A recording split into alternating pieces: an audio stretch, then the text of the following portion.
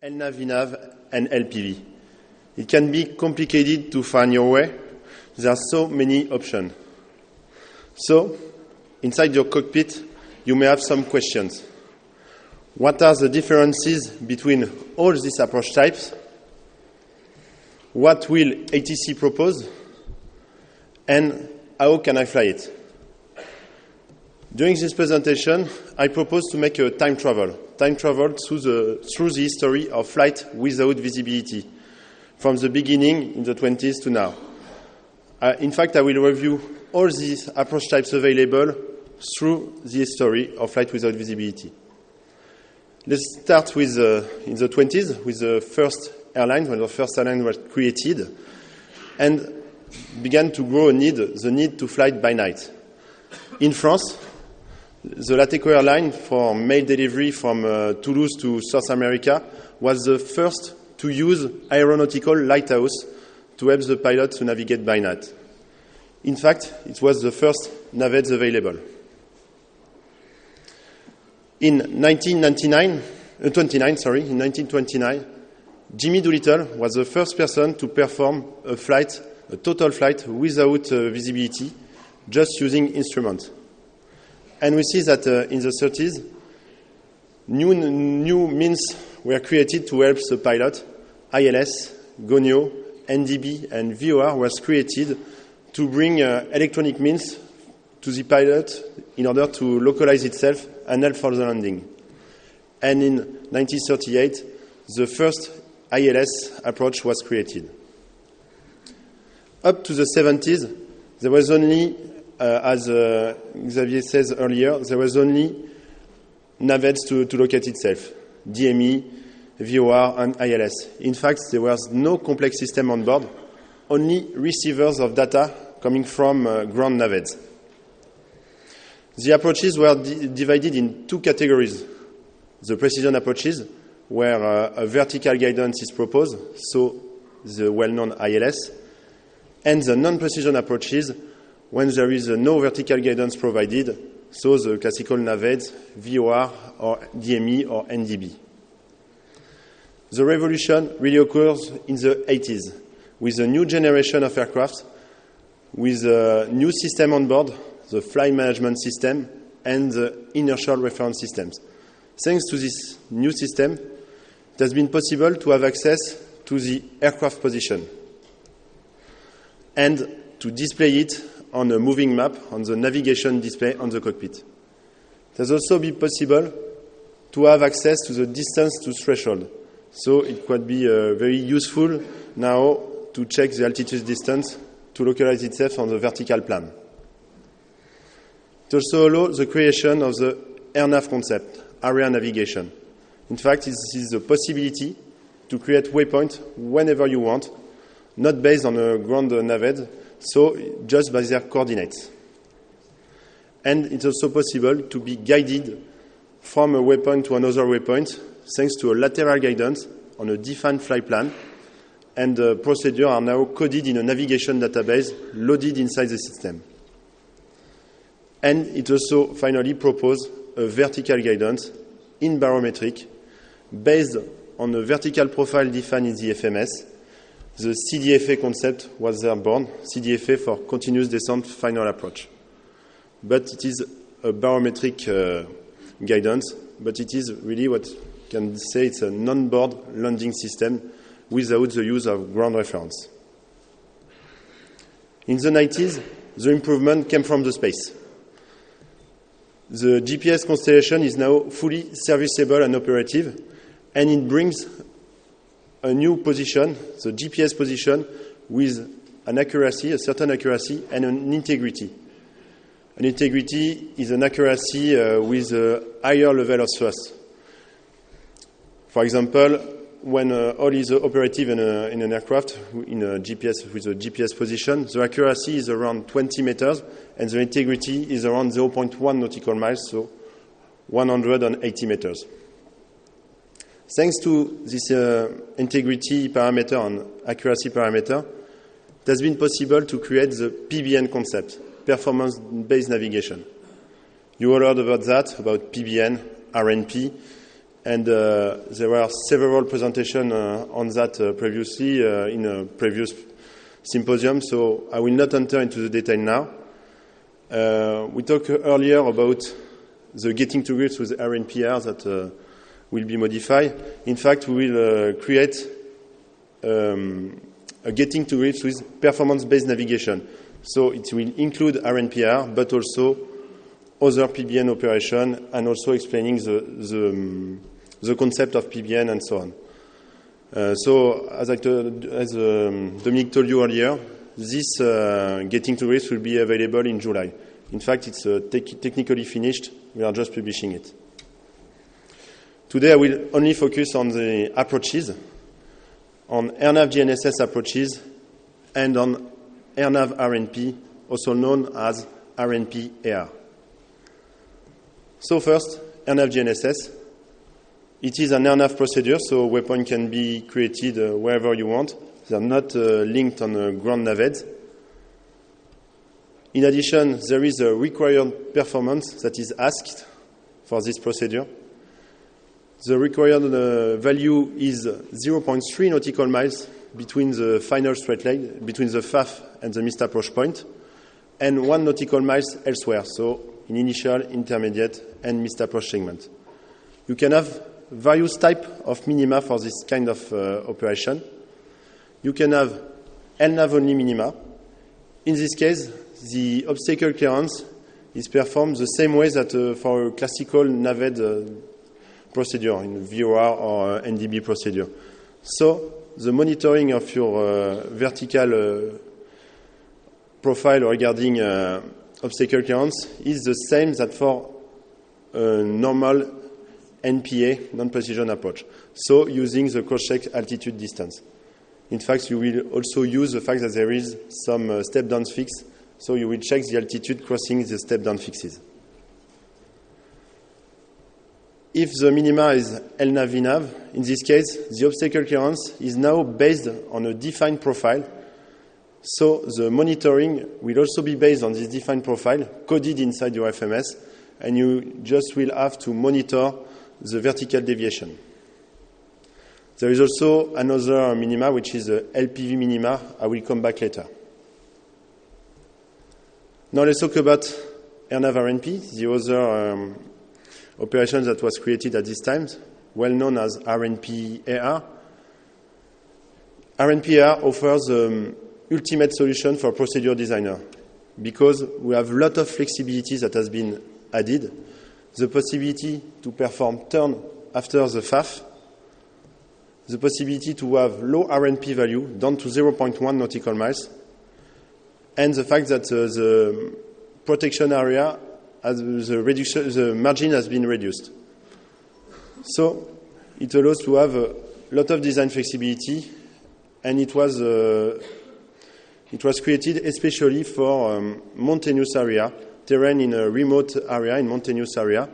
The first RNP-AR procedure was created in 1997 in Juneau in Alaska, and we see that in the beginning, in the 20s, in this new century, there was other airports that has been created with RNP-AR procedure, like Queenstown in New Zealand, or Lhasa or Lindsay in China, or Vagar in Faroe Islands.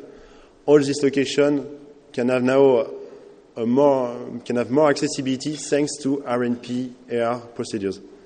But we see that now the usage changes, and there is more and more RNP-AR procedure outside the mountainous area around big airports.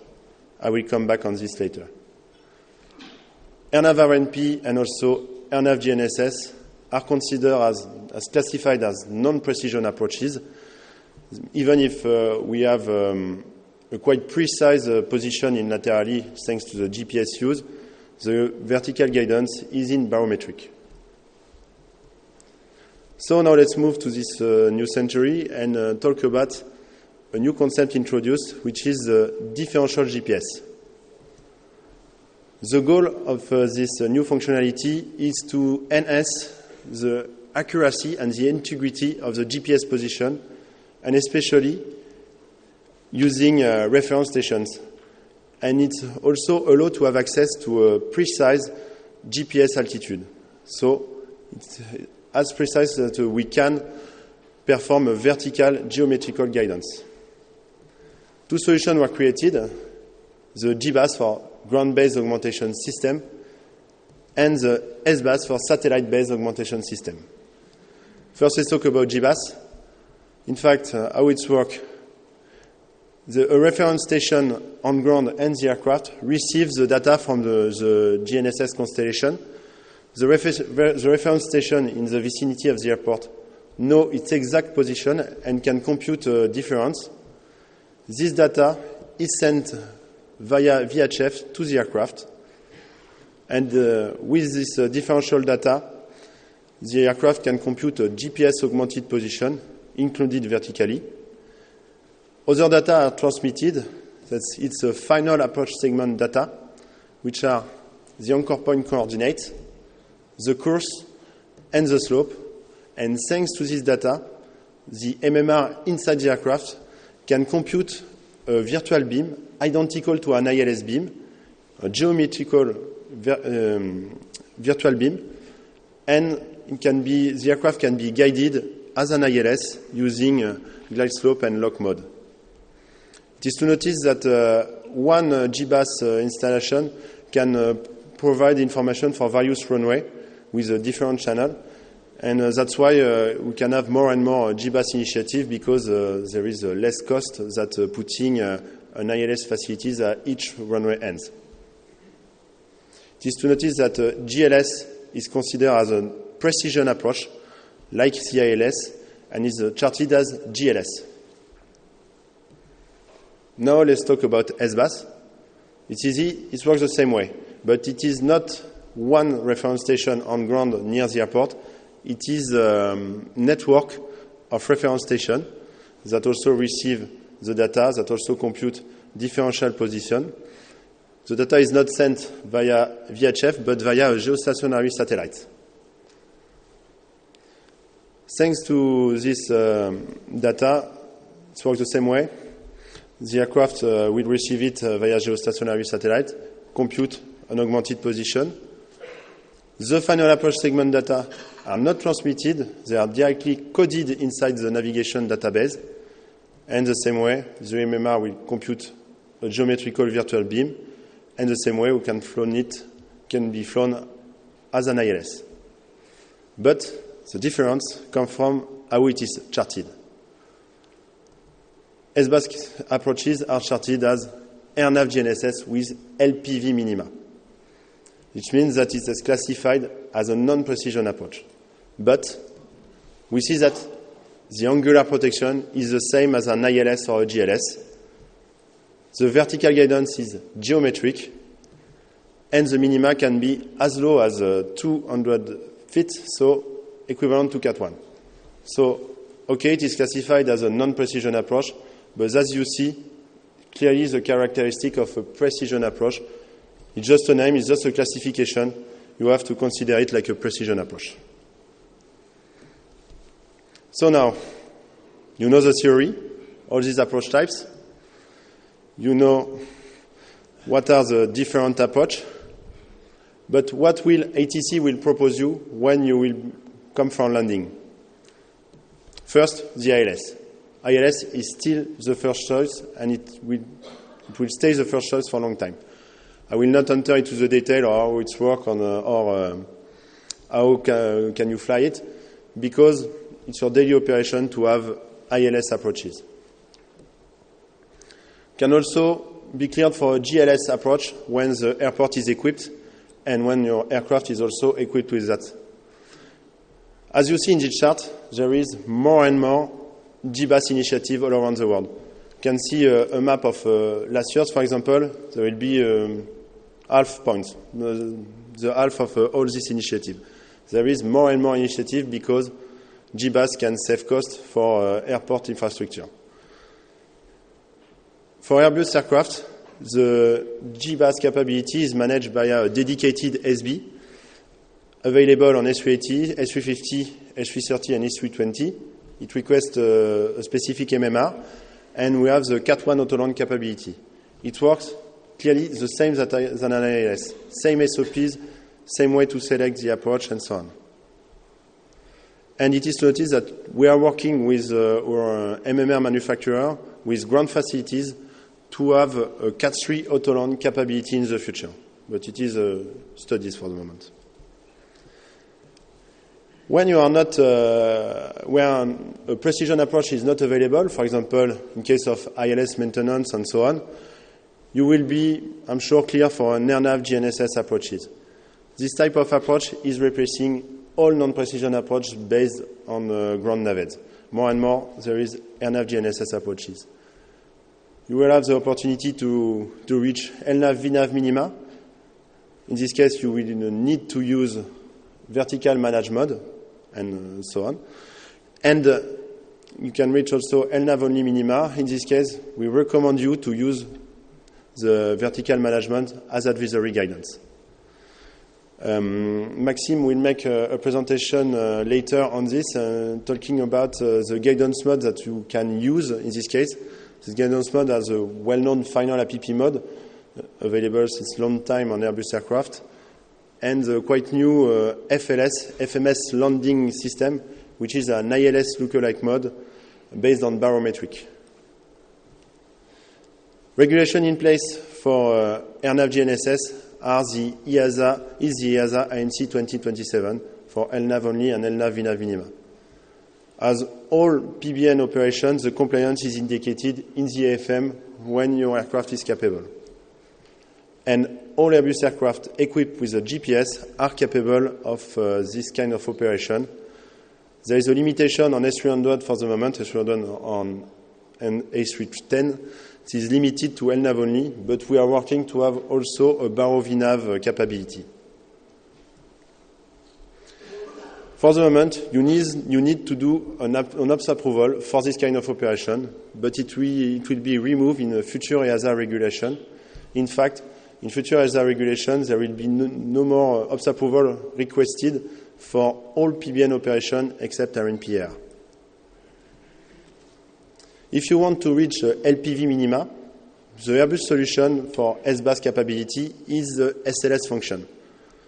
This function is available on S350 via a dedicated SB, and it's under feasibility study for S320. There is a dedicated regulation, AMC 2028, and as for the other, compliance is indicated in the AFM, and an operational approval is needed, but it will be removed. You can also finish by an RNP AR procedure. As I told you earlier, it was initially for remote area in mountainous region. Now the usage changes because the design flexibility that offers this kind of operation can have a lot of advantage in congested TMA. So for traffic reasons, also for noise-sensitive area avoidance, and also for track mile saving. As we see in this chart, it's an approach in Seattle, and we see that we can have the benefit for the airline of a shortcut to have track mile saving, and also the benefit for the control to have a parallel approach with the ILS on the other side, so to face traffic congestion. Regulation in place are the EASA MC 2026 and FAA AC 9101A. The compliance is also indicated in the AFM when the aircraft is capable. The capability is managed by a dedicated SB, available on S320, S330, and S380, and the capability is basic on S350. And of course, it requests an operational approval, which is specific, and it can be quite significant. It is for a remote area when you have to create your procedure, but it can also be light if it is for traffic reason. For example, going in the US, where more than 400 RNP AR procedures have been created for traffic reason. So, ladies and gentlemen, to conclude, you now know all the different types of approaches. You know what LTC will propose. So ILS first, precision approach first. So ILS or GLS if there is a GBAS initiative and your aircraft is capable. Otherwise, an AirNav GNSS sure will be proposed to you. And we are working on the future on AirNav GNSS with LPV minima and the SBAS capability. So now, one question remaining. How can I fly this approach? For this one, I will let the scene to Captain Xavier Lesseux for some tips about non-precision approaches, and after to Maxime Lansonneur for SOPs on non-precision approaches. Thank you.